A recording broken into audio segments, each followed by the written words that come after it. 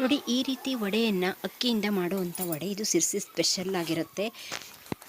ಇದನ್ನು ನಾನು ಹೋದ ವರ್ಷ ಯಾವ ರೀತಿ ಮಾಡೋದು ಅಂತ ತೋರಿಸಿದ್ದೀನಿ. ಅವ್ರು ಆ ವಿಡಿಯೋನ ಯಾರಾದರೂ ನೋಡಿಲ್ಲ ಅಂದರೆ ನೋಡಿ.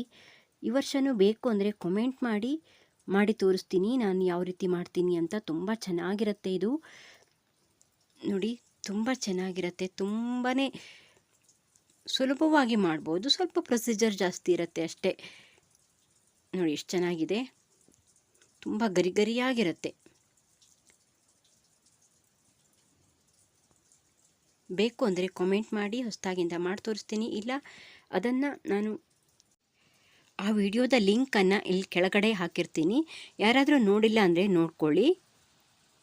ಅರ್ಥ ಆಗಲಿಲ್ಲ ಅಂದರೆ ಕಾಮೆಂಟ್ ಮಾಡಿ, ಈ ವರ್ಷ ಮತ್ತೆ ಮಾಡಿ ತೋರಿಸ್ತೀನಿ. Thank you.